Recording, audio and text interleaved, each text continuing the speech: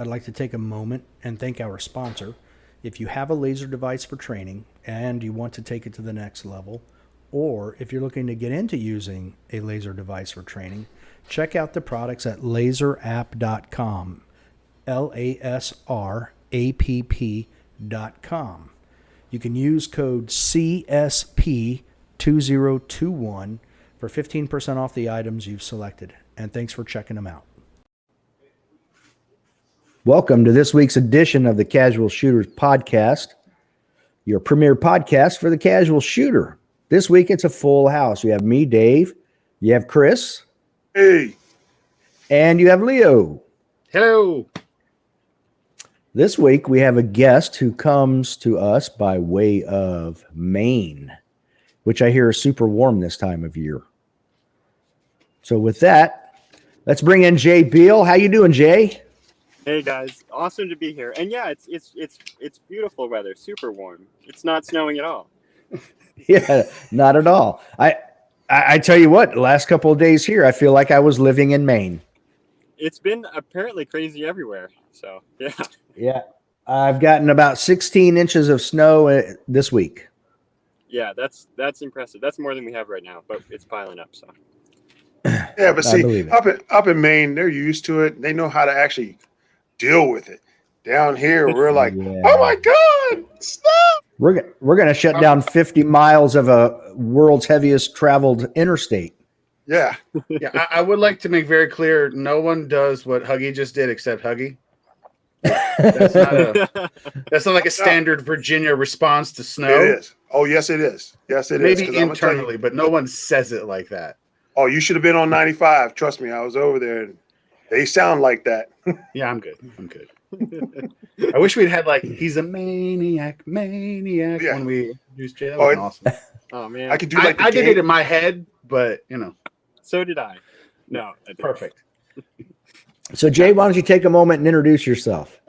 Well, I'm my name's Jay Beal. I grew up here in Maine, on a farm with my family. I was born in my parents' basement. We actually that's going back way too far. We'll skip all of that. But I started shooting USPSA back in 2017, the end of 2017, and just kind of like immediately. Well, I fell in love with it before I even started shooting the sport. Where I was listening to podcasts before about the sport, and I was like, I'm gonna do that. And so now it's been like 4 or 5 years, and I've been competing and stuff. I don't shoot that many matches, but I'm very passionate about it, and I love it. And so and then I got invited by these guys onto a podcast, so now I'm here. So how awesome! I like it. I like it. I like it a lot. Oh boy, that's definitely brings up some interesting questions. I actually just wrote down a couple questions we got to do for follow-up. So yeah, for sure. Yeah. Once we get to our initial 5, we may just start there. All right, Leo, start us off. All right. So we usually do, like you've heard, we do a segment and it's just a couple 5 questions, get to know you. So since you've listened to the podcast, I'm hoping that these are rapid fire. You've already got the answer. But I don't know. We'll see. So, first question: what is your favorite movie? Okay, I did think about this, and this would have been, rapid fire, which I should just say it. But it's Napoleon Dynamite. All right, I'm that on board. My favorite movie. Everybody's like, it has no plot line. There's nothing to it. It doesn't make sense. But I think it's like the greatest. I get so much joy watching that movie, and I've watched it many, many times. Love it. So I think that's great that you say that, though, because I think it is successful for the same reason that Seinfeld was successful. It's a show about nothing. It's nothing. It's a movie about nothing. Just some dude, and random stuff happens. And I got to be honest, now all I want is some tots. Yeah, I just want some tots. And then there's just this. Tots, man. Yeah, just throw them in your pocket. Yeah, that's all I want. Forever. You know? Just want some tots. God. Jeez. Yet another movie I've not seen. You too can look like this. Oh, Dave, Okay, right. You got to watch that, buddy. You got to watch it. Yeah, Yeah. he's gonna watch it and be like, I've just lost respect for 3 people. Yeah, Well. yeah. He's gonna hate it probably. Yeah. Well, It's fine. okay. Oh, all right, Jay. Here's question number 2 for you. What is your favorite book? I don't. So I don't read much outside of like shooting books, or anything Yeah. related to that. I did read some Game of Thrones books, but they're not my favorite books. So, my favorite book, it's With Winning in Mind by Lanny Basham. But so that's the official answer. And then his son wrote a book. Troy Basham wrote a book called Attainment, which is the 12 elements of elite performance. Which that one's way up there on the list as well. Okay. That's cool.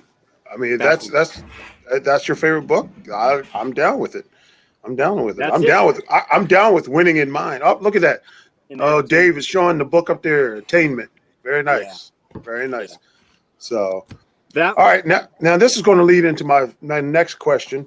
Okay. Of course, it's my famous question. Of course, I've got the shirt on. I don't know if it's famous. It's a question.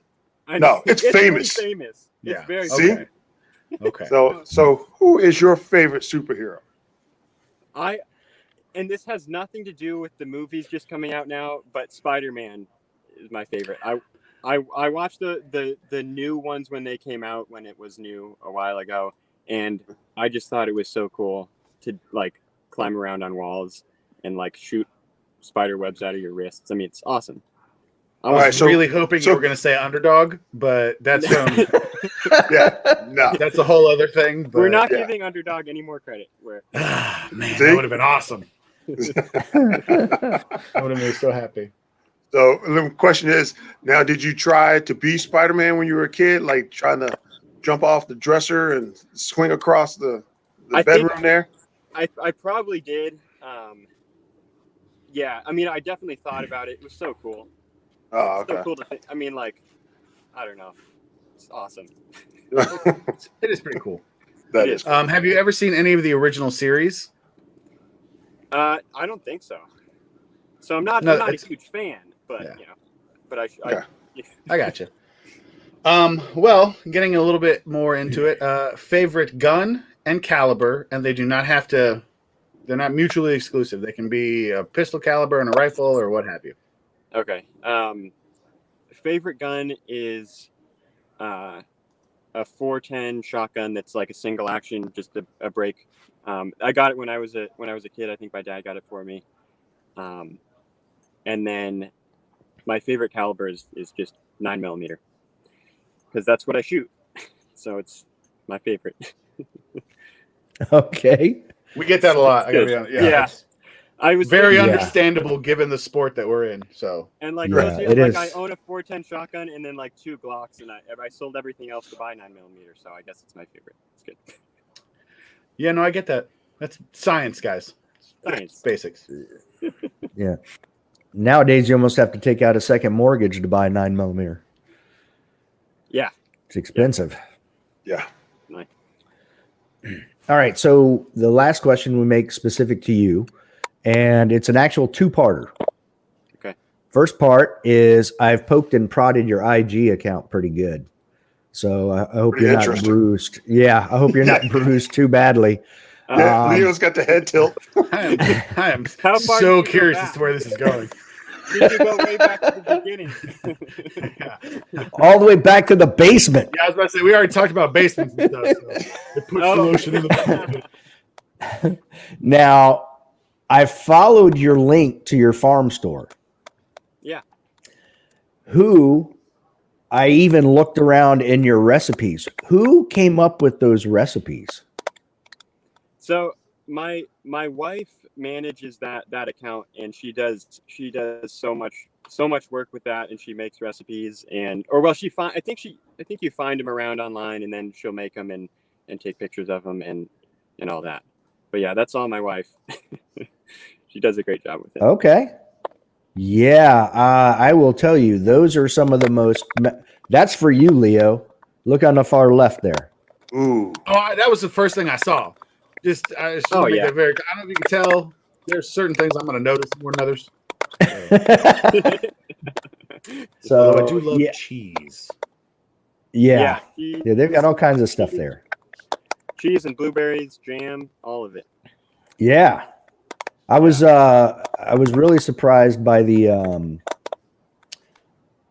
all of the recipes you had though. I was scrolling through there and I was like, my mouth was watering. It was pretty impressive. I mean, you have pictures with it. You've got the recipe. Makes me feel better that wasn't just me. Yeah. And I get to sample all of them and eat all of them, so it's really good. I'm really lucky with that. This is where I get annoyed because that means you should look like me or Huggy, Yes. and you don't. Exactly. Yeah. It's a little frustrating. I'm just gonna put that out there. Right. It's fine. All right. It's fine. So part 2 is it looks like you built your own house. Is that true? Yeah. It took about 4 years. We just finished it.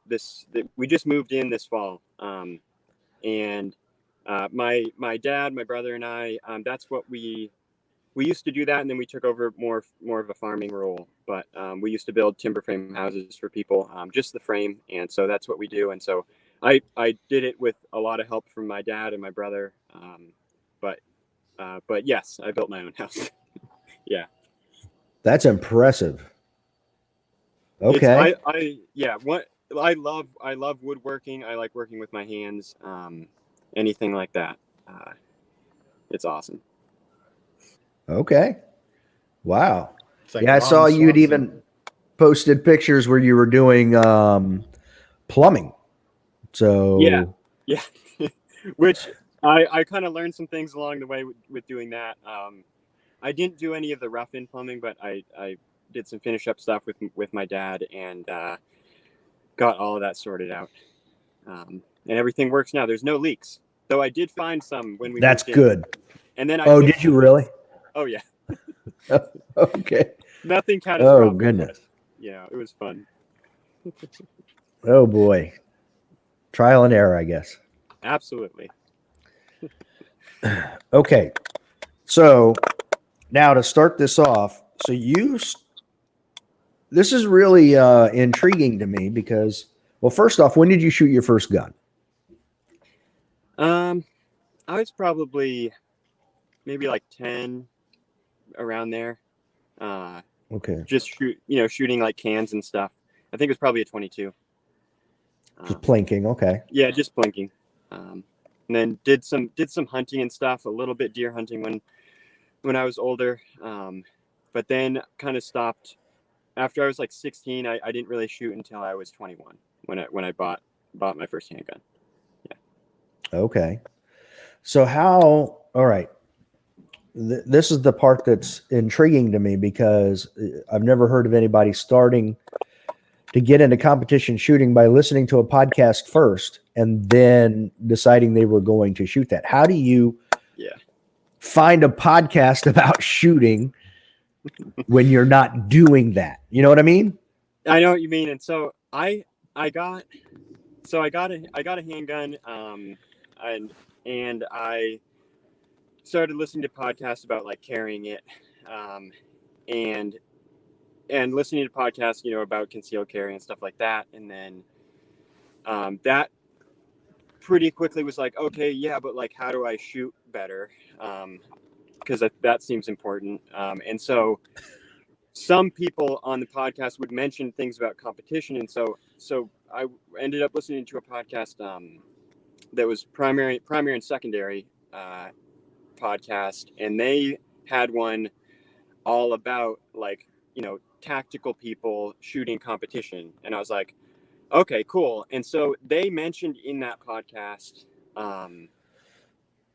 different podcasts like Ben Steger's at that time and Steve Anderson's podcast. And so I went and just basically dropped all things tactical or carrying a gun or anything like that and just listened to stuff about competition. And decided that I was going to go shoot. I was like, okay, cool. Like, where's a match near me? And I found one that was like 3 hours away. and just lit. And then I, even before the match, so like I signed up a month ahead of time, and I was dry firing like for like a month before that, before going to my match. And I should back up too, because this information I've talked about this before in other podcasts, but I was doing like Steve Anderson stuff, and before I shot the match, I was like, I'm going to shoot USPSA. I'm going to go 100% into this. I'm going to make a grandmaster. That's going to happen. I'm going to do all that stuff. And it was really exciting to go and show up to a match and shoot. And I feel like I knew it already. I was already in it, and it was so much fun. Wow. Yeah, because normally when you start listening to shooting podcasts, like, and you don't have a gun, that puts you on like some kind of watch list or something. Yeah, I feel like, you know. Yeah, I It's got like- a gun before I started listening, so it wasn't too weird. Okay, so yeah, okay, It's okay. Don't worry. At least that's what I'll say publicly. But yeah, for sure. That's for listeners out there, not crazy. not Now is 3 hours away the closest match to you? No, that was one of the further ones away. But I didn't know it was the first one that I found. That was Maine Practical Shooters in Augusta, Maine, and then I found one called Hamden Rifle and Pistol Club, which that's 2 hours away, and then last year or the year before, a club like 45 minutes away from me started up, and so they have USPSA matches. Before that, they were running outlaw matches. And actually, it's funny because I went and shot an outlaw match at that club one time, like I thought it was like a USPSA match. So this was probably a year before I shot USPSA, and I shot an outlaw match there, and I thought they only ran it one time a year, so I thought they ran this like cool match, but it only happened once a year. And so I went to that match and was like, this is really cool, but I didn't ask anyone like, can we do this more? I just was like, I guess I'll come back in a year. So I shot one outlaw match before I shot a USPSA match like a year later. Wow. I didn't know to ask anybody. I was like, this is really, really cool. How come no one's telling me that this is a thing? So, and I'm just remembering that now. Goodness. Nobody said anything to you because you probably smoked them, and they were like, "Don't tell us nothing."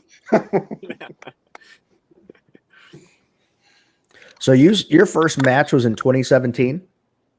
Yeah, my first USPSA match was October 2017. Yeah. And October of 2020, you were 5th at nationals. So in 3 years, you went from not having shot a single competition to 5th at nationals. That almost sounds like you cheated. Almost. Yeah, I mean, I'm not calling you a cheater. I'm just saying that's almost like cheating. So, Leo, would you refer to him as like underdog? Like he came from nowhere and like came up there. So is he like the underdog superhero that you're talking about? Like, you know? No, he's just really good at shooting. Okay, I was just. So, okay. So I know that you do a lot of dry fire. a lot of dry fire. Yeah, that's my primary training. I should say too, when I shot my first, basically the first year that I shot USPSA, I shot like my carry gear from concealment. And so I shot like open minor for the first year. And because I had watched some video of I don't know if you guys know like Gabe White, if his name rings a bell, or even Scott Jedlinski a little bit as well. Yeah, I know Scott. Like competing from concealment. So my initial goal was like to make Grandmaster from concealment. Like I think Gabe White has made Master in limited shooting minor, and so I was trying to make Grandmaster shooting minor in open. Wow. Which I made it to Master, but then I switched to carry optics, so didn't quite. Okay. Almost. Almost. But that was, yeah, but you brought up dry fire, and that's the primary training, because I'm trying to do this whole thing on a budget, and there's no other way to do it. Right. So what is your percentage of dry fire to live fire? I haven't calculated out an exact percentage, but I know like I haven't put this in a spreadsheet either, but I record stuff in a journal. And so like I average around like 2020 I shot so this is excluding matches, but 2020 I shot like 3,000 rounds live fire, and then last year I shot 4,000. And then dry fire is pretty much daily for like 30, 45 minutes. And it was more starting out. When I started, it was 2 hours plus a day of dry fire. Wow. Okay. And Yeah. so percentage, I would say it's like 95% dry fire, 5% live fire. Okay. I thought it was in the 90 percentile area. So Yeah. because I thought I don't know if I heard you say it on another podcast or someone mention it, where you would literally just go and shoot 5 or 10 rounds to confirm something, and that would be your live fire. Yeah, and I still do that. Like I on average, I had 3 practices in 2021 that were 500 rounds, and they were spread out through the year. And that was because a friend was helping me out with ammo, so I got to shoot some of his ammo, so that's why it was more. Okay. And then all the other sessions averaged about 25 rounds per session. About a magazine. Okay. But that means you're very focused in on what you're doing when you get there. Obviously, you have Exactly. a plan, and you're doing that plan. Yeah, I there's like no it. way around it. If I go off a plan, then I'm wasting my time. Yeah. All right. So are you shooting a Glock in carry optics? Yes. Yeah, I'm shooting a Glock 34 Gen 4 in carry optics. Yeah. Okay. So your optic mount, did you have to have the slide cut, or did you use the rear sight dovetail? I got a Glock 34 MOS. Okay. And just gotcha. put whatever plates they had, the screws that come with it so I'm sure like with an SRO, the screws that come with it, you have to like shave them down and then they fit and Loctite, blah blah blah. But yeah, just the plates that come with it. Glock 34 with an SRO. Now, Trijicon has actual screws you have to ask for them, but they have shorter screws that'll work. Man, when you have like a file and like a pair of ice grips, you're good, right? He said, "I'm a country boy." I know what my skills are like, so I picked up the phone. I'm like, "Hey, I need some shorter screws." Yeah, Dave, he already said it. We're balling on a budget, man. Yeah, we're on a budget. I want to shoot today, and I don't want to wait. That's true. Yeah, Those $7 plus shipping and handling would have blown the budget for ammo for at least, definitely, I don't know, some period of time. Some period of time. Yeah. Yeah. Oh, that's good. So you've got your Glock 34 with it. How do you like your SRO? Yeah, good. I've broken one of them. I have 3. Wow. But I don't. I think I know if I shot more, I'd break more of them. But I guess that's like a benefit to not shooting that much is that your gear doesn't break. But yeah, I like the SROs, but mostly because like I already have them, so why would I switch to anything else? All right. Now, how did it break? One time it just wouldn't turn on. I tried new batteries and stuff like that. It went off. It wasn't when I was shooting, but I picked it back up, and the dot was off one time. Not exactly sure what happened. Yeah. But I sent it back and they got it back to me in like 5-6 weeks or something like that. So I don't know if that's good or not, but I got it back. And that's when I bought a third one. So then I bought a brand new dot and had that. Okay. That blew the budget. Yeah, that did not help, but had to be done. Yeah. So I those are couldn't not afford the cheap. screws. Yeah. I should have had them send me screws with it, but I should be like, hey, what? No. Yeah, exactly. I'm I giving you just a lot of worry about money. the screws now. Hook a brother up with some screws. Yeah, I mean, I shoot a Canic and I've got an SRO on it, so they're definitely not cheap, but they're very nice. Yeah, they're good. Now you've posted quite a few videos shooting different props. Now, Yeah. I take it you or you and your brother make those? Yeah, initially, like, yeah, my brother, he made a stomp pad, like, for activating moving targets, because we wanted to bring one to a match and we didn't, no one had one, so my brother made one of those, and then I made a wall, a wall with a sliding rope. Basically, I was trying to force shooting one-handed, without, writing it in a description or something like that. I wanted to just force that to happen. I don't know if we brought it to a level 1 match. We used it one time. I'm not sure if it would work with PCC. I'm not sure how the rules would go around that, because maybe you have to like rest the rifle in the window and pull the rope. I don't know. It might be weird, but I made one of those, and I'm just trying to do literally everything possible in dry fire, and then do the essential things in live fire. That's the goal. So like, if I can make props that help with that or replicate things, then I'm gonna do that. Okay. Yeah, well, and Shannon created a stage at this year's nationals where you held an ammo can in one hand and fired at targets with the other. And Yeah. he said that was basically built just for PCC, just to see how they would manage it. So perfect. Maybe I can bring that to any match. There you go. Exactly. Yeah. But he did make the best prop ever, which I have to say. I remember that. Yeah. Yes. Yeah. Yes. I know that. Yeah, that was pretty funny. I listened to the episode not long ago. That was a good episode, and Exactly. the whole. The whole. Yeah. Yeah. Yeah. So if Shannon's listening again, I'm hoping this year's nationals he'll have one in there. I want to see it again. I want to see it again. I definitely want to see it again.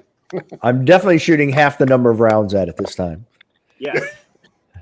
I'm going to make sure that I call it out when I go to that target. I'm going to make sure everybody knows I'm getting ready to hit that hole. Yeah.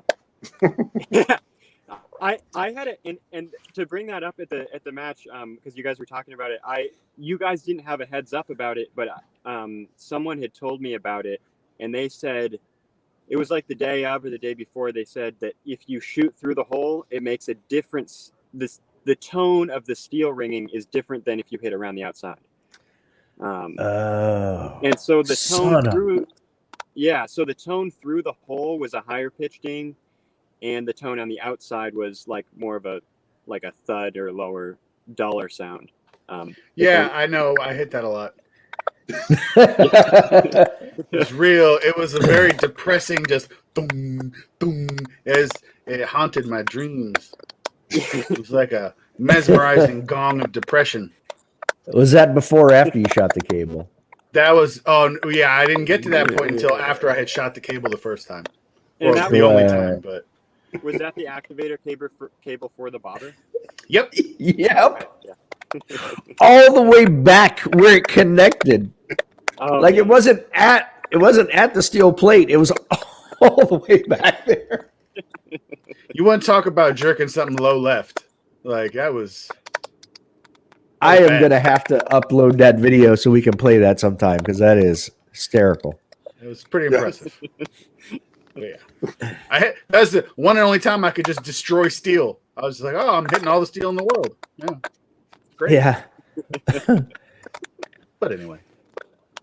So you were 5th at Nationals in 2020, but you didn't go last year. You didn't go in 2021. No, I didn't go in 2021. I had all of the plans to go. I was set up to go, uh, and then things happen, and I had to, there was a decision that had to be made on whether or not like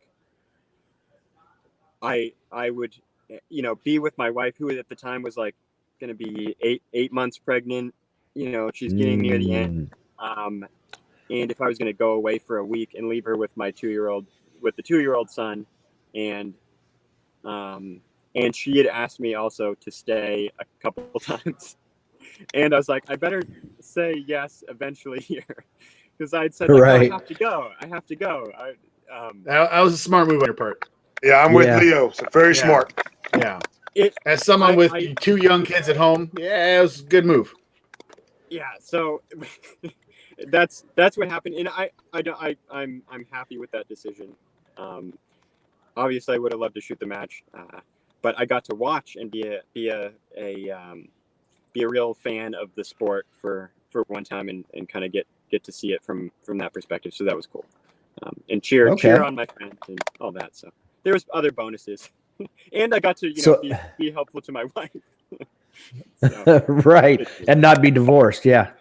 Yes. Yeah, that's important. Yeah, absolutely. Yeah.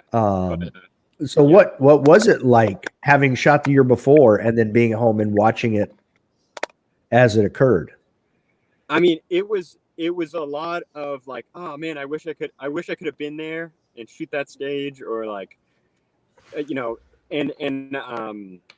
it would have been on with the super squad as well, and so that would have been a cool experience. I haven't shot with a super squad before, and so there was a little bit of that, but also it was cool to, I guess, just enjoy it. I think it was just enjoying it as a fan, and following scores, and kind of and getting to do that. So it was more fun than not. But I was under less pressure than I would have felt, I think, if I was there.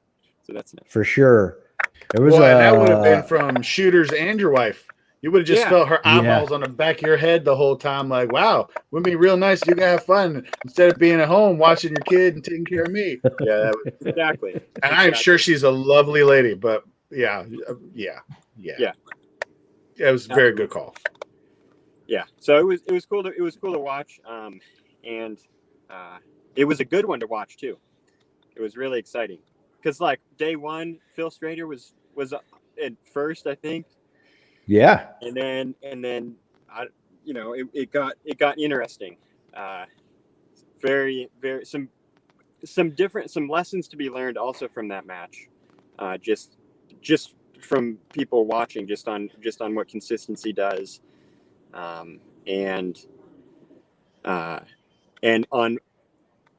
watching what happened to Max as well, and kind of the mental side there, and seeing making guesses on what he was trying to do, and maybe the key word there is trying something, and trying to keep pace with other people, and seeing how that worked, and so it was a learning experience from people watching and paying attention as well. I was going to say was it very helpful for you in your preparing yourself for the future to say, okay, I'm watching these guys with their mental prep, with their mental game, how they're shooting now, seeing all that, does that help you with yourself saying, like, when you're dry firing, you're saying, okay, now I can kind of see how things are, how these competitors that I'm going to be going up against are working, and how I can maybe use it to my advantage. Oh yeah, absolutely. And that you brought up kind of a cool, a fun piece there, which is like putting yourself in your mind in situations that maybe you'll find yourself in, maybe you won't, but putting yourself there, and so that was a good, I guess, like, it was just easy to pull scenarios from that match and put yourself in those scenarios. Yeah, absolutely. It's funny you talk about Max, because I was going to ask you what you thought of the results, but You know, because when you shot nationals, he had a bad first day, and Wadzik was in the lead by like I want to say 75 points. Yeah. It was a pretty good sized lead, and then in day 2, he was like second on the first stage, and then won every single stage thereafter that day to get back into the lead. And the funny thing I noticed, I pulled it up just to confirm when I was looking over the results before, Max actually had the fastest time this year at Nationals. He was 4 seconds ahead of JJ time-wise, but the hits just weren't there, I guess. Yeah, which so I mean, it could mean a few different things. I think the thought, like, it's really easy to think, and I obviously I don't know, and a lot of only Max knows. But if he was watching JJ shoot and thinking, okay, I need to be faster than that, and then making a decision based off of speed from there. That's entirely speculation. I mean, Max is obviously very fast, but something happened mentally, visually, whatever, for points to fall off in that significant of a way. Yeah, I mean he had 8 mics, and I can't imagine that being his normal way. He had double the number as JJ, and Zhang, who was second, only had 1 mic. Vlieger only had 1 mic. Mason only had 3. So you go down the list. Nils only had 2, but Nils had a no penalty mic and a no shoot. Yep. So he had a couple of penalties that hurt him. But I mean, yeah, definitely didn't seem to find someone else who had that many mics. I have to go down to 27th place. Yeah. So yeah, you typically don't win nationals with 8 misses. I mean, yeah, I don't know if that's ever happened before, but you got to be you got to be a lot faster then. And I don't know if you can even make up for it. Maybe, I mean, depending on the field, things shift around for sure, but that's something happened there, and I think that's whatever the takeaway is for Max, I'm sure he's learned from that. And then I think whatever the takeaway is for other people putting themselves in different positions, whether they were there or not, can learn from that as well. For sure. Yeah. It's like what is Steve's favorite phrase? Rush, try, hurry. Yeah, that could have been going on. And one person, it could have been. So Dazi Zhang, or I've messaged him a couple times just previously to that, but he shot. I mean, his time was significantly slower than JJ's, but his points were amazing and way higher. Yeah, and it's so interesting for a minor division like that to see that difference where you have JJ as an open shooter shooting carry optics, and then Dazi, who's been shooting carry optics for a long time, and going into that match with his mindset, which I'm pretty sure he made a post saying that like he was just going to go out and shoot comfortably all the time, and that gets you really close with his skill. Like he's obviously extremely good. That gets you pretty close to winning as well. Yeah, that a percentage and a half. Yeah, he was at 98.5%. But you're right. I mean, he was 17 seconds slower than JJ. Sure. But yet he had, 18 more alphas and 3 fewer misses. He only had 1 mic. He had no penalties whatsoever. And it reflected, where he was right there nipping at his heels. Yeah. So who knows what he'll do next year. Exactly. This is the fun about it, which we get to. It's exciting to watch. That's what happens. Yeah. Absolutely. Now, do you think you'll make it back to nationals in 2022? Yeah, that's the plan. That's the plan, to shoot the standalone match. And immediately when that was announced, I was like, oh, awesome. And then I looked at the other nationals and I was like, oh, wait, I want to shoot that match instead because that one looks cooler. Like, I want to shoot for 4 days. I want to shoot 26 stages. You know, like the test becomes. I mean, Shannon said it pretty well when on there. Like he said, you know, the best shooter is going to win no matter what. But the test, it rewards consistency more the longer the match. I agree.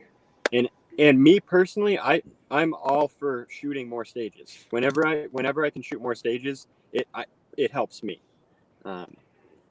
And because that's my game. I'm consistent all the way through, and so if you give me more stages, give other people more opportunities to mess up, and then I can be, you know, in the mix. So it's Right.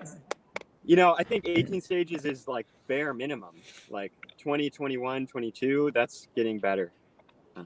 I would agree. 24 to 26, that's really nice, you know. Yeah. Like I'm excited that it's a standalone. They're going to fill that thing up with 500 carry optic shooters. Yeah. But at the same time, you know, I do wish that it was more like it was down at Frostproof, you know, where you've got 21 stages. Yeah. Versus the 15 or so we're going to get down at CMP. So yeah, but the contract was signed, so that's the range. That's what we have. Yep, it is. Now, what I will say is this: in order for you to show up, they know what causes pregnancy. You know, you would have saw it. I'm putting. Listen, we don't need to talk about it. We don't need to go in depth. They know what causes it. There'll be no basement talk. Yeah, just remember that, you know, attendance is mandatory in order to place. Thank you for the reminder. Yeah. Yes, we'll move on. Not a sermon, but I think just a thought. I mean, this is wisdom just for everyone to consider from Leo, which I think if we're going to get one takeaway from this podcast, I'm basically a doctor, people. Not actually a doctor, but we know it's 2022. We know what causes this. And listen, I have the affliction too. I got two of them jokers, so I get it. Yeah. So just, you know, priorities. Yeah. That's all I'm saying. That's all I'm saying.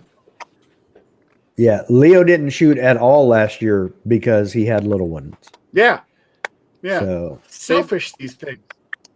Yeah, they're really takers. are the selfish ones, aren't they? Yeah, rude, horrible. I mean, I love them. Obviously, I love my kids. You know, they're great. They are, obviously, but they're all consuming. They are all consuming, for sure. Yeah. So, going back to when you first started, you started listening to the podcast and reading books and all of that. You started doing Steve Anderson stuff. Yeah. Now, I know you're a Steve Anderson sponsored shooter. So, at what point did you and him kind of hook up? So 2017, 18, and then halfway through, or towards the end, well, it was like September 2019 that he came up to do a class. A friend of mine hosted the class, and I was excited to go. And that was right after, I think I made GM like the month before, and I was still super excited to go and take a class with Steve. And to get to meet him and to be like, hey, I did your drills. Like, I mean, like so many people say to Steve all the time, which is like, hey, I did your drills. And like, I got faster and I competed in match mode. And you want to tell Steve all this stuff when you do that program really intensively. And so it was super exciting to do that. And I honestly, I kind of took the class to be like, to go meet him. But I ended up getting a whole bunch out of the class itself. But then, and then Steve had sent me a message. I think it was the month after, kind of just kind of just talking about it. He's been talking about kind of building up a team for a little while, and it was super cool to get like, asked if I would like to be involved, and I, of course, absolutely. And from there, like he's been really cool. Steve, you guys had him on, and Yeah. it's Yeah. Well, people can go listen to I've that, but I've taken his class. He came down to Virginia in 2019. Yeah. That's what it was. And I took that one. Kevin McPhee brought him down. yeah, And then I took his mental management class last year. yes, So I definitely like that. That's pretty good. That's an impressive program. So obviously I like the Lanny Basham stuff. So it goes along pretty well with all of that, obviously. it does. So you mentioned journals, and I know that Steve has mentioned it on his podcast, as well as when I took the mental management class, that the only thing you've ever asked for are journals. Yeah. So how frequently or how much are you putting in there on a daily basis? So on every training session, I'm trying to figure out ways to fill them up, not as quick. And so I've kind of sorted that out, where I'll break up a week of training into one entry, but I didn't do that for the first like year and a half. And so I took the mental management and got it, and I had a journal. I hadn't done it until I took mental management, and then yeah. So I would write every training session would get an entry. Every match would get an entry. And if people don't know, it's basically 2 pages that break down, and you write the date, where it was, all that stuff. Most, all the time for me, the date is what it is, and then it's the time, and then it's in the basement is my dry fire. So that's location is basement. And then and you write down what you learned, and then you write down what you did well. And so that's the format of it. And so yeah, I filled up, like, there's 200 some pages in it. So basically every day I guess there's 200 pages in one of those journals. So I was filling them up pretty quick. And then I don't know. Yeah, I ran out, and then I needed more, so I asked Steve for it. Yeah, I've noticed everything happens in the basement. Yeah, everything. I was going to save a question and be like, so you were born in a basement, you do all your drills in a basement. What other life things happen for you in a basement? Yeah, we're just not gonna. We won't talk about any of the other things. Okay. I mean, he's got 2 kids. I'm just saying. The basement's happening. Yeah. But yeah, transitioning back to the journals from that. I think the journal part was like the biggest. I think Chris is on mute. We like it that way. Yeah, I keep myself that way. I talk to myself out loud, But go ahead about your journal. I'm listening. Yeah, for me personally, it's been like the most valuable part of retaining information that I learn, and items that I learned for technique or mental stuff, and been like critical in building self-image and confidence in myself, because of everything that you learn in mental management with imprints. And imprints we get them like constantly, and Steve talked about this a little bit too, but we get them from everything we do, every conversation we have, and probably most importantly, every thought that we have about ourselves is an imprint.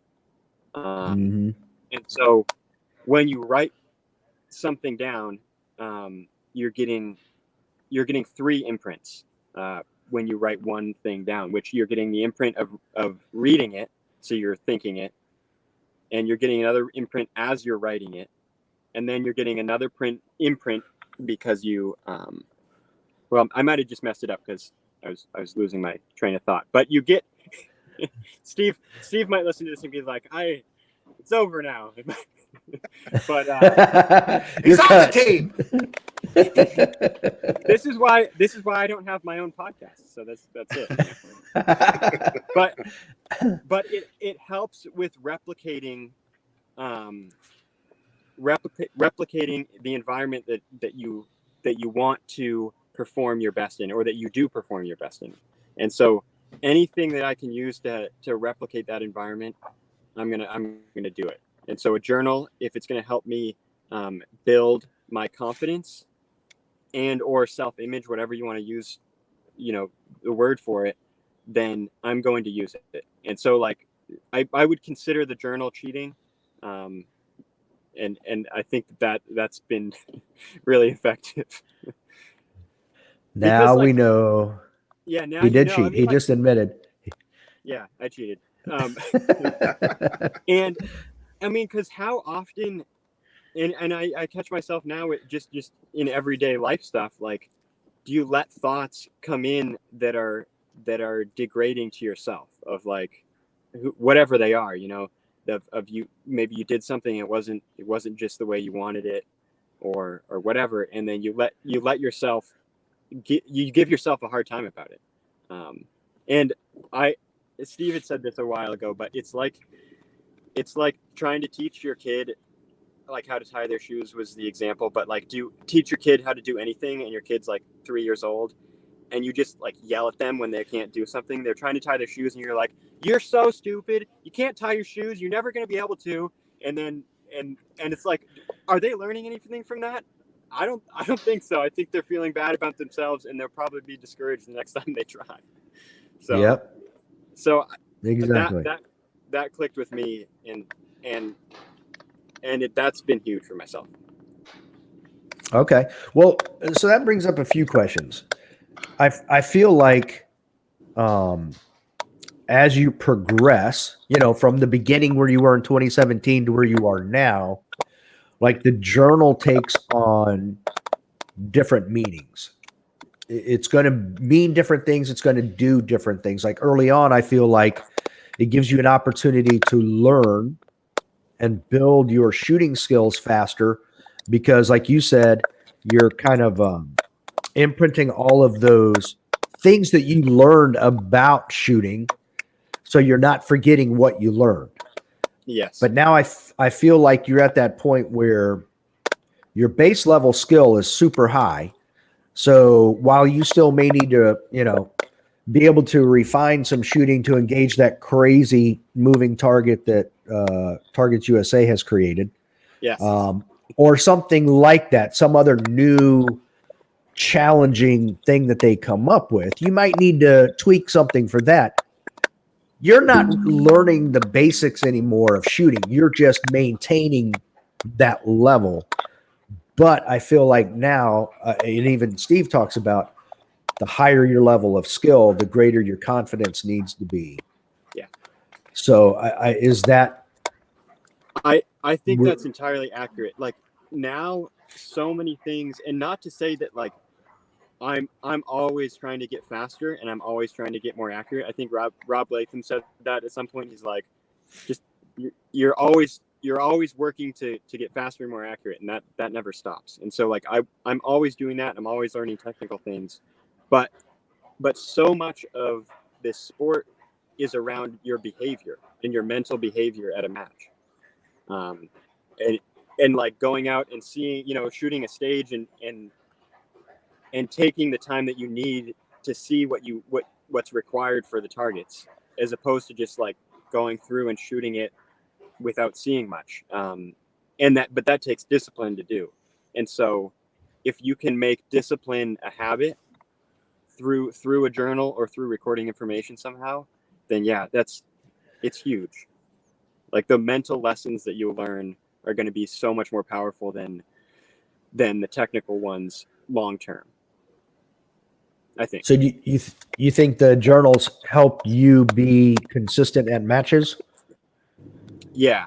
And I always recorded information, but not to the degree of the journal. Like, I only started doing the journal at the beginning of 2020. Okay. And so before that, it was just like you're saying, pretty much. It was technical stuff. It was basically, I would just write that I trained today, and I did, whatever I did. It wasn't even, it was just like, I did this, and it was just a check mark on a Google document that I would go down through. But then it became more than that. And I think at the beginning, you're just like, you learn skills so quickly, and like, you can learn all the skills required in a really short amount of time. And so that's where it relates back to what you said of like the journal becomes far more mental than it does the technical part, though the technical will still be there. Yeah, I agree. When I go back and look at it helps me to remember some things that I learned in matches Yes. that I don't necessarily learn in dry fire or even a live fire practice session, you know? So that's a big help for me to maintain focus as well. So yeah, and what I'll do now, because I've been doing it for over a year, is when I record an entry, then I will also read an entry from a year ago at that same date or around that same time. And then just because if we don't read the entries that we make, then that information, we lose some of the retention for that information. So just as a habit to do, I'll read entries from a year ago or whatever, and I'll input that information again. And that's why it's so important to write in them, correctly, or as Lanny Basham has laid out. Because if you write in it, things that you did wrong, and then you're doing the exact same thing, you're doing more damage. right. So do you catalog your books then? Because I mean, like you were saying, if you were putting in every training session you did every day for a year, well, you're now almost into 2 full books. Yeah. Oh yeah. So are you like writing on the outside of your journals what the dates are from this day to this day? So, if I'm going to look at last year's January 7th, then I need to know which book to look in to go back to find that entry. Yeah, that would be really organized. So like I'll have one like on my bedside that I know like I'm in within this month. So I don't do it quite on the exact date, but I'm like within the month. Okay. And then the one I'm writing on, like that one kind of goes around with me, because if I'm down in the basement training while my bedroom's upstairs, so like it goes around with me, and as I so because I want to write things down immediately as I learn them, but then also there's other things that I'm going to write down at the end of the day. And so that's how I keep it. Like I know that I really should write on the outside of them at least a year. There you go. At least a year. Yeah. And the reason I ask is the biggest thing that I find is the match information. So I'm actually contemplating, because I didn't shoot much last year either. I only shot 4 matches. Yeah. Last year was just a terrible year, but I only shot like 6, so it's okay. okay. But I'm actually contemplating doing a journal just for my matches, and then one just for training, because that way I can always go back. And it seems like like I said, there are things that I learn in a match that I do, good and bad, that I need to learn from. And it seems to get lost in all of the pages of a normal journal.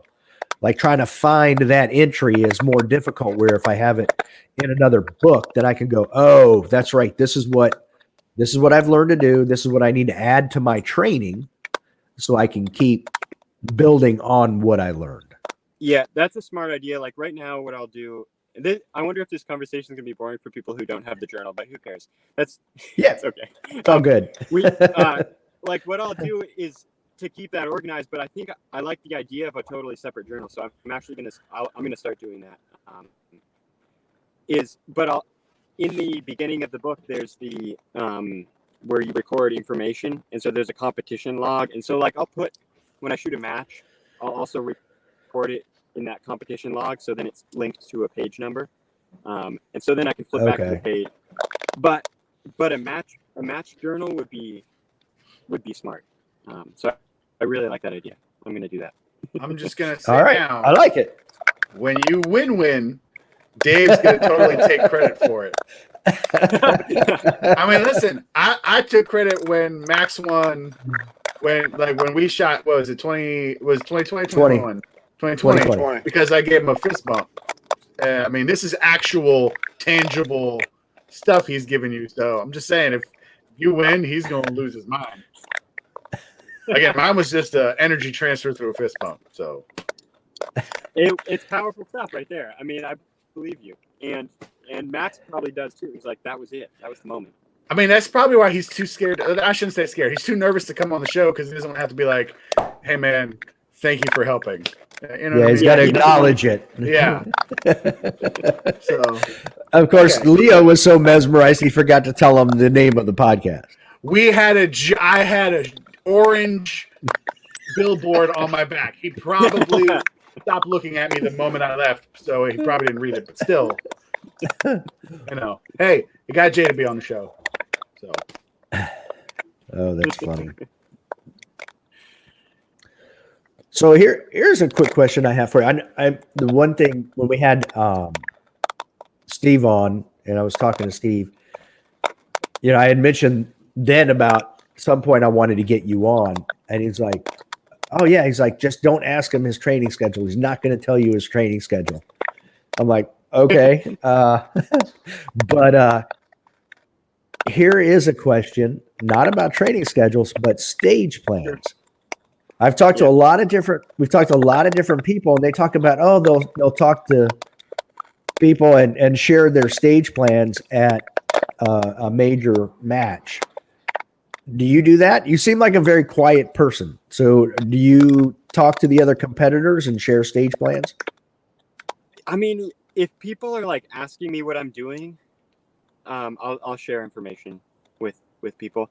And it's kind of funny, like if you're in a squad with people too, like I'm not going to go walk the stage a different way than I'll shoot it. Like that's just dumb. So it's like everybody knows. I mean, like I know if I'm shooting with people that I know, like we talk about stage plans all the time, and we talk about what we're doing. And even at nationals in 2020, like we were on a squad with so many really good shooters, and we talked about every single stage. And I mean, not in excessive detail, but just like roughly what the plan was. And then people, you pick a plan based off of what your strengths are. You maximize those, and then you minimize the weaknesses that you have that could be exposed in the stage, or you pay special detail onto those.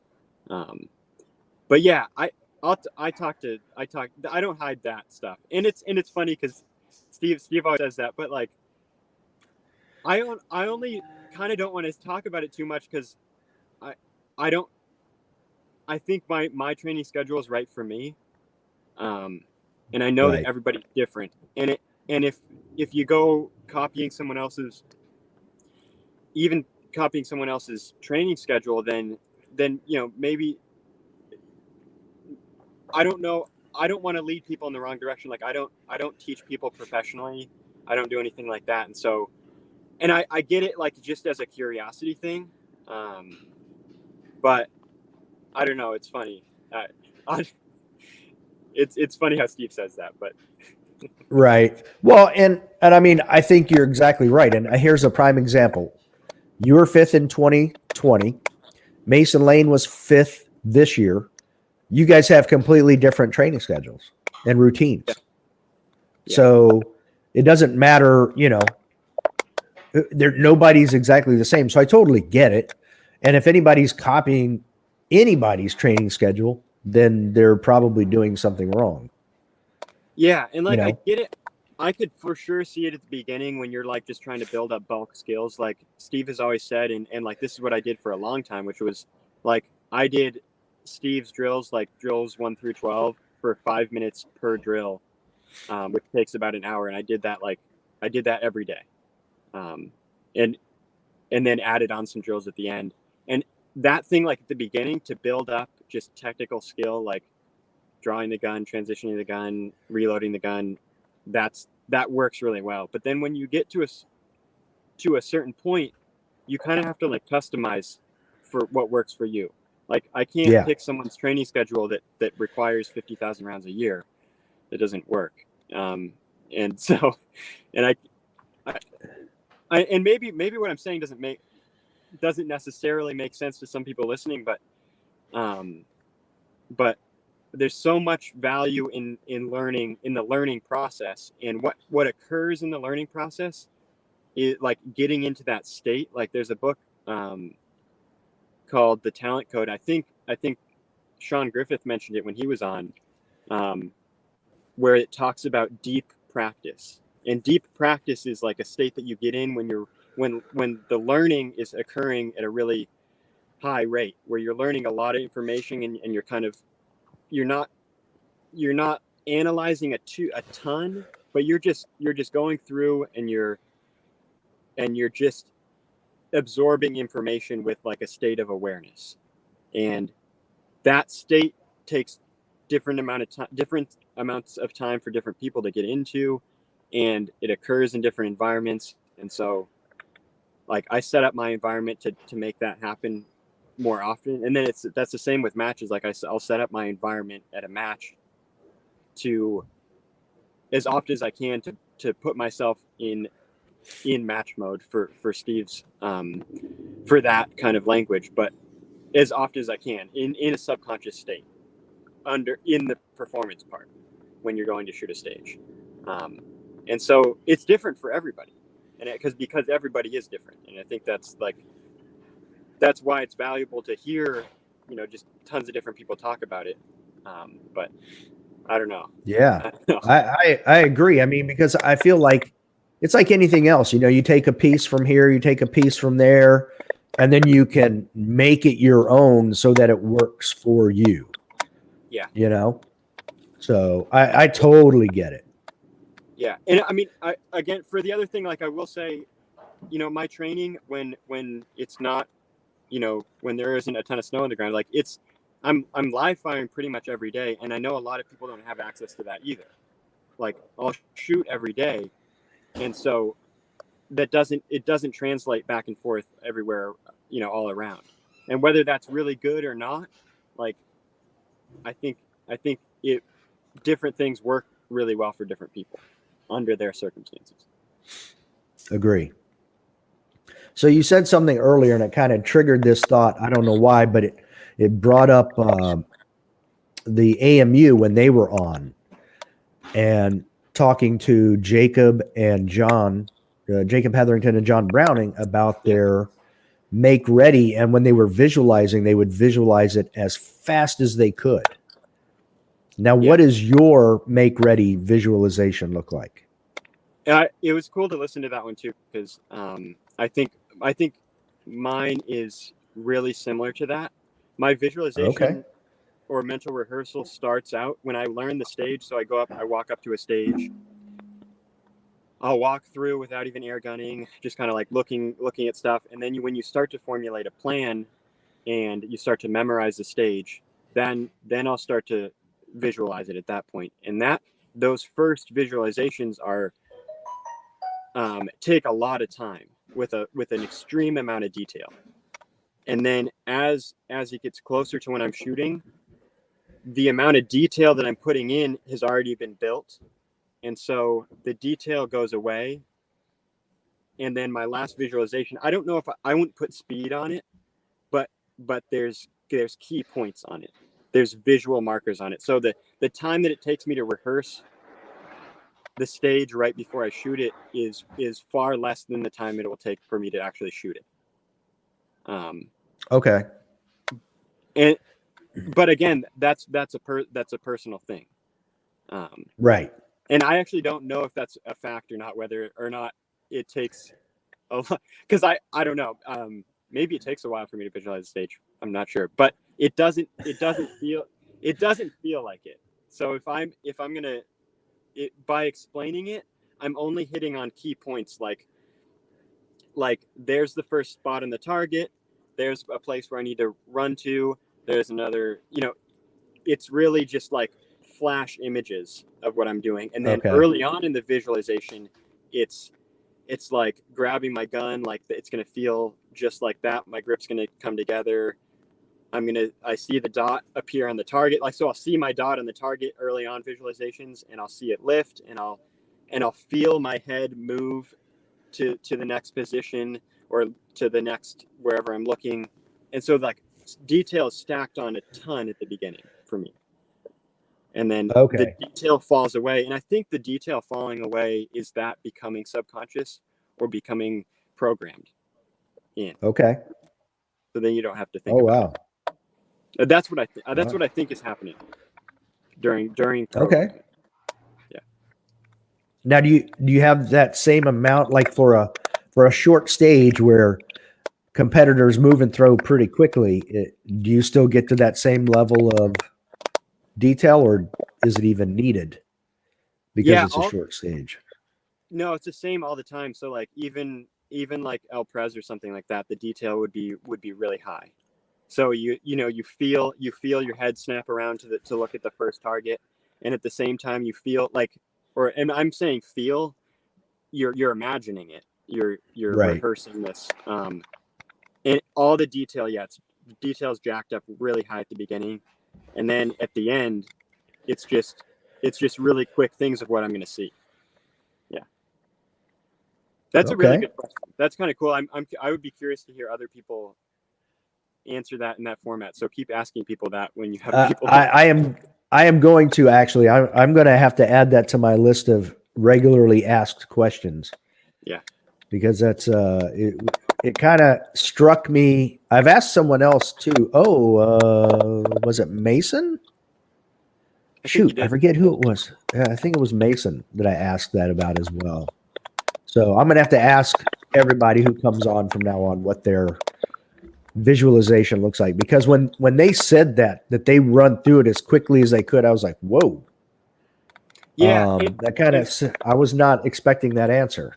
They mentioned a good point during that, which is also kind of like when you run through it, and I think this is what also Mason said, is what he'll do that quick visualization as a confirmation that he is that there's no hesitation in the stage plan for him in the mind. So if you run across something where you're like, what's around that corner, and you're hesitating, then it'll show it. That quick visualization is going to show you that. So I gotcha.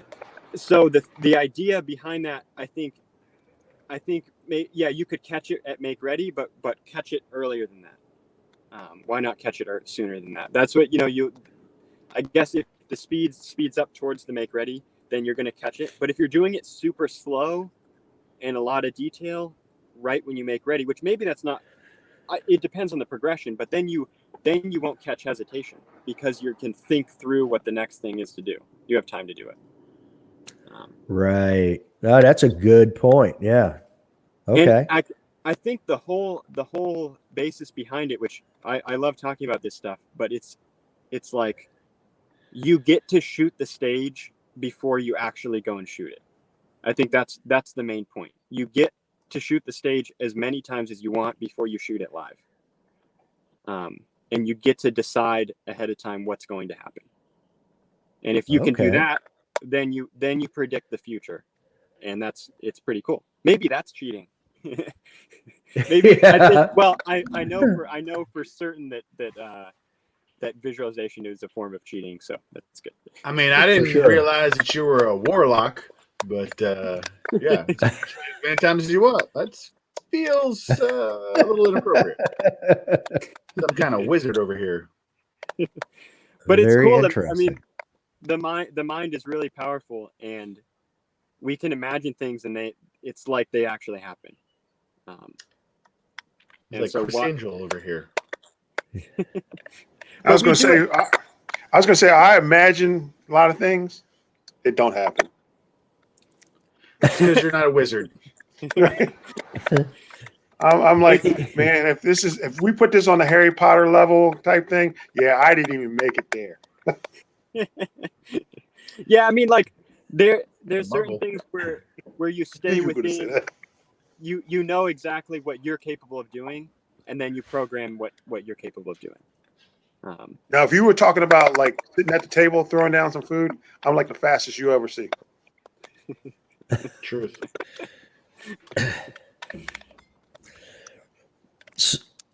Oh, I moved my questions.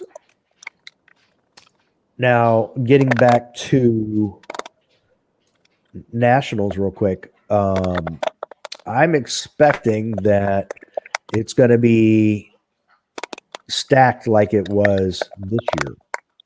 Yeah, I bet it will be probably more stacked. Yeah. Yeah. I'm actually wondering if like Jason Bradley wasn't there this year either. And I send him messages on occasionally. I know he's still trying to take a break. So I don't know if he'll be back to shooting this year or not, but I'm not sure either. assuming he is, I could see where there are two, like Squad A, Super Squad A, and Super Squad B. Yeah, Now, they could probably make 3 squads to be honest. you think so? You have top 12 from this previous year, plus you have a lot of people who didn't shoot last year's match, who just didn't come to the match. I mean, even guys like Austin Aris. I mean, Casey Eusebio didn't shoot last year, carry optics. And so there's a lot of people just like that. But then there's all of the people shooting open, usually that didn't shoot carry optics, which is like Christian Seiler, it's Chris Tilley, it's who knows who else is going to pick up a carry optics gun. So I almost think like, 3 squads, definitely two. You're right. Yeah, especially with they're going to have like 5 or 6 weeks before Open Nationals, so it gives them plenty of time to put that gun down and pick up their open gun. Christian Seiler showing up and Chris Tilley and them. Wow, that would make for a very interesting September. Yeah. I think what's going to happen is that it's going to be like all super squads, and then it's going to be like 3 normal people squads. It's going to be like Super Squad A, Super Squad B, and it's going to go down to like Super Squad H, and then be like, oh, and then, people that don't stand a chance, that just nobody else wanted to come. And then Dave, Leo, and Huggy. Yeah. Like peasant squad is what they're going to start calling it. It's not even going to be super squad. It's going to be the normal squads, which will be everybody that's awesome, and then the peasant squads will be like, "Oh, hey, we're here. There you go. We just came to watch other good people shoot." What would be just called the fan squad? Well, I want to be on that squad too, so I don't know how this is going to work. I mean, we're pretty fun. Just saying. Yeah. I know. I'm thinking, like, hey, You want to talk about something that's going to build your confidence? Shoot against us. You're going to feel like a superstar. That's right. There will definitely be no stress because you'll be laughing the whole time for sure. Yeah. I mean, hey, we know it. We know it. Like Lanny has said it before, and Steve has said it so many times. Like the level of mental effort to win the Olympics is somewhere between like I might say it entirely wrong again, but it's like basically just have fun. Like I'll just have fun today. Oh, So that's part of the environment that if you can control that and set it up. That's why a lot of people, they don't like shooting on the super squad. Because We've had a few Right. people say that they're like, I would rather not shoot on the super squad because it isn't fun. yeah. So it's like either you bring all the fun with you, which that's a challenge in itself, or you put yourself around people who also have all of that fun. Oh, we got you, man. Yeah. Yeah. we got you do it. covered. Yeah. You'll be fine. although it does get a little intense when appetizers are on the line, I will Listen, say. man. Listen. I bet it does. You have to have a goal. You always I feel like one of these days someone's going to get shot in the foot on accident Yeah. Oh, when negative appetizers are on the discharge. line. Yeah. You got lobster rolls on the menu. We're gonna have a fight. Oh yeah, it's gonna be dirty. lobster That's rolls. just are how we great. do. Lobsters. See, he gets it. lobsters. It's amazing. Well, that's what I've got. You guys have anything more? Yes, but Huggy, I'm gonna let you go first if you got anything. Oh, okay. Well, I was hoping, Jay, that I want all the listeners out there, if you can, go to the YouTube and look at this episode on YouTube, because I want Jay and all the people that can't, but Jay to explain his podcast studio. Oh, I got you. Wait, can you say it I one more want time? I want you to tell the listeners about your podcast studio right now. Oh, my podcast, my studio. Yeah, this is my official studio and home office, which would be my wife's car, and I've gone and parked in. Well, it's snowing extremely hard out right now, and I'm parked somewhere on the farm, and snow is piling up on top of the car, but my Wi-Fi signal is excellent. So. Yes, it is actually. So just for safety's sake, you may want to like ping your GPS coordinates on an off chance we got to call somebody and be like, "Hey, he's here on this grid." Yeah, You know, just for safety. You know. for safety. telling Yeah, we can actually. I can hear the snow. Yeah. Yeah, I actually thought it was Huggy typing at one point, and I'm like, "Hey, I don't know how to type." Oh, no, that's coming through, Yeah. isn't it? Yeah. No, Hopefully I eventually figured it out, and I'm like, "Yeah, Huggy can't type." Not what I was thinking. Hopefully it doesn't ruin the audio. No, we're too loud for that to let that happen. Yeah. Exactly. And I'm telling you, I love the scene, the setup. Like we were talking before, is the fact that it looks like you're driving down the road. You can be like, yeah, it's like one of those episodes of something out of the movie scene. Yeah, I should. I Just mean, I could. I'll just put the phone right over here to the Right. this side or whichever. Right. Side. Right. And- I could see some. I could see some good memes coming from this one right now. Just some good meme screen captures. Yeah, it's good. It works. And I can't see through my windshield right now, so that's okay. I won't disturb the podcast audio with the windshield wipers, so we won't do that. Yeah, exactly. Go ahead, Leo. That's Okay, so you operate a farm, correct? Yeah. Like you okay. So you were born on a farm That's right. in a basement on a farm. Yeah. So a couple of questions because I know you've listened to the show, and we've we've discovered there's a formula. Yeah. Yeah, there's a formula for being a winner. Were you homeschooled? Yes. Yes. Okay. How tall are you? I'm not tall enough. Damn it, Jay! I know. I almost had it. I know. I was thinking as this. We were so close. Like, I'm gonna send you. Okay, so now we've discovered we got to send you a couple things: journals with fun pictures on the front, and lifts for your shoes. Okay. Yeah, I need lifts for my shoes because, like, I'll put on my driver's license that I'm like 5'11", but really I say to my friends I'm 5'10", but when you actually measure me, I'm 5'9". So I'm like, I'm 5'9". he's just going down. Man. I should really just say, 6. Wait, what do you need? You need to be 6, right? Minimum, you have to be 6 foot. Yeah, so I should just say that. I should change my driver's license so it's like legally there. Yeah, there you go. Listen, That'll do it. And you got documentation that proves it. That's all you need. that's what I It's need. all about self-image. You, All right, you feel like you're 6 foot. Cut this part out of the episode though, so people don't know the truth. Yeah, let's not. If people know, they're gonna be like, "He won." Something happened. So okay, so we got how tall you are. You were homeschooled, and so what sort of farming do you do?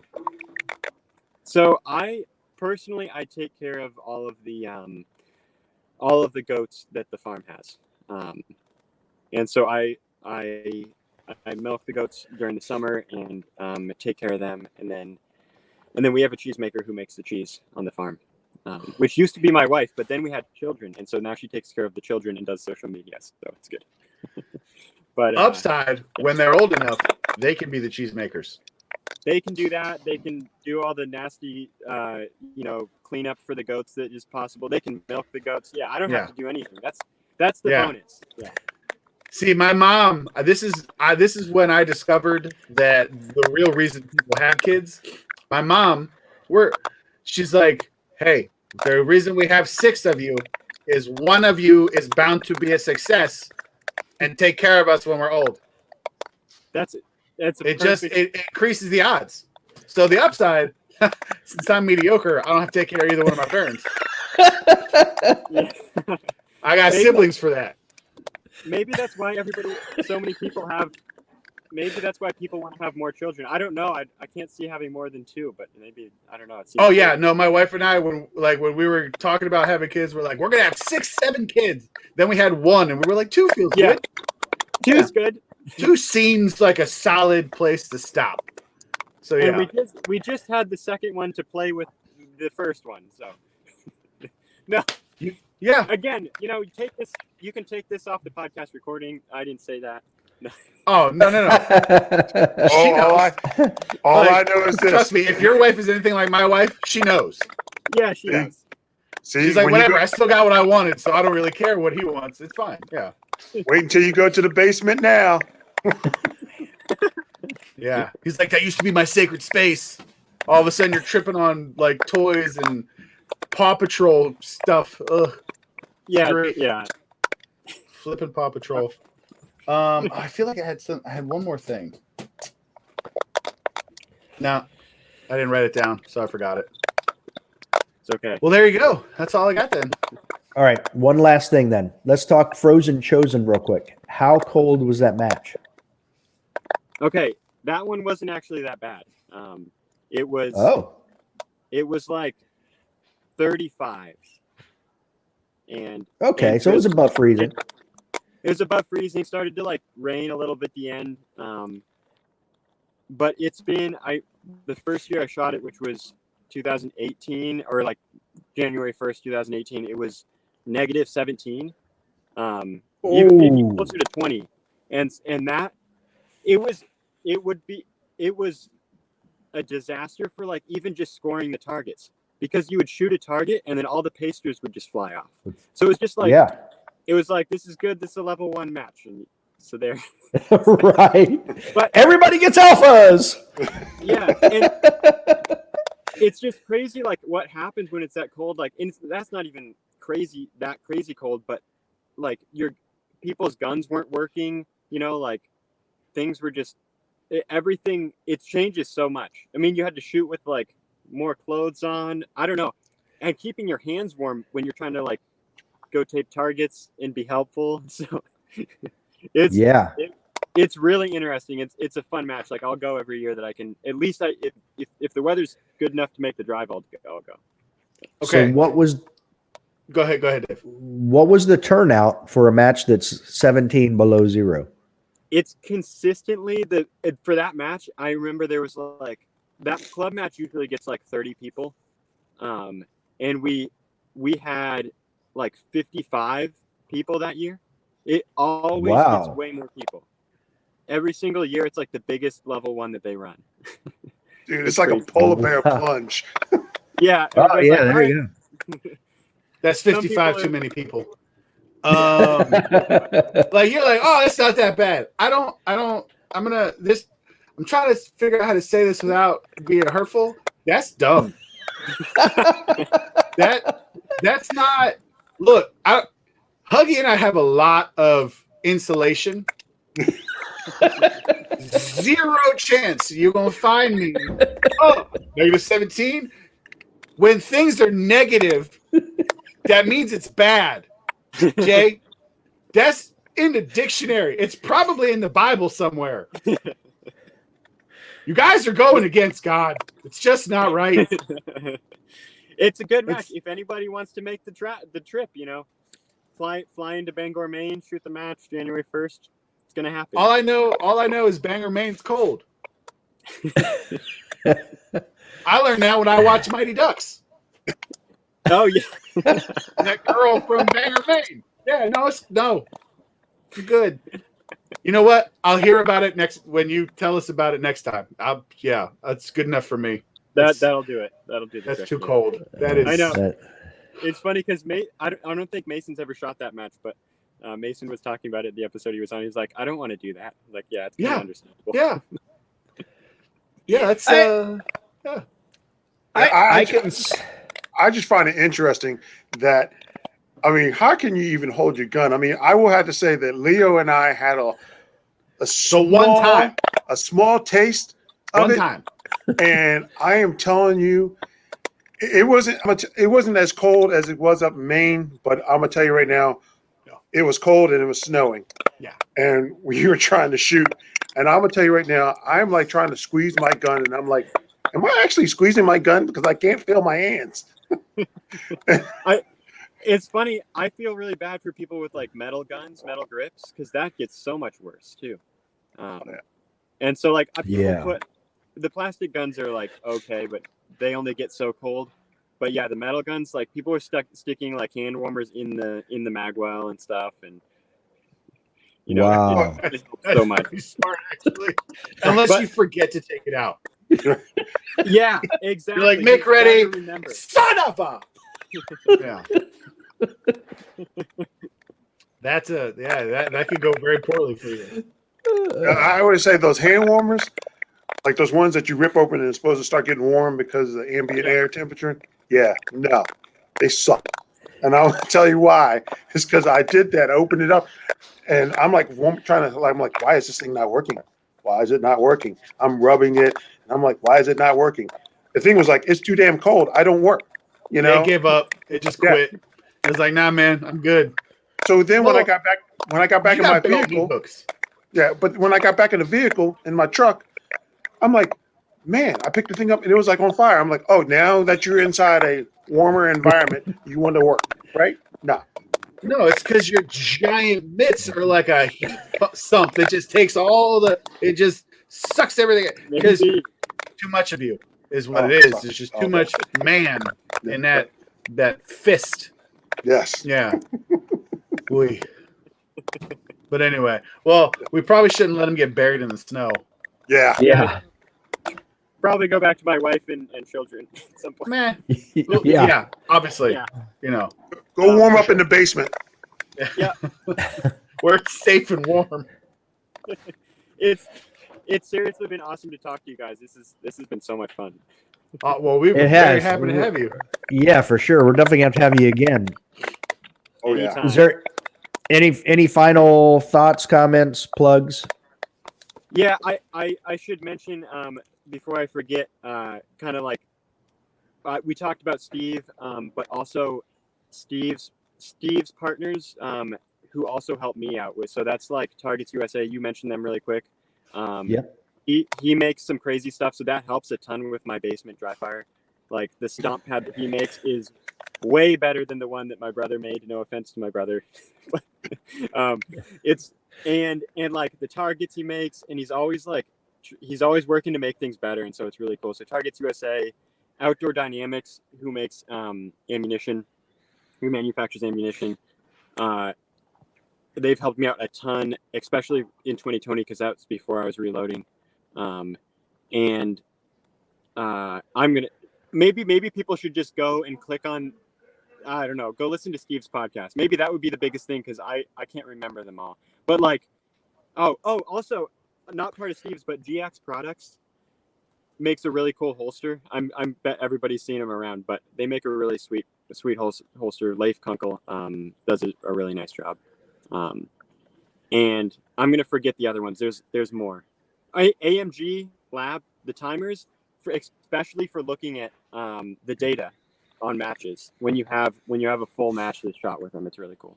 Anyway, that's the last thing. And then for people to consider taking their mental game like really seriously, at least for a certain amount of time.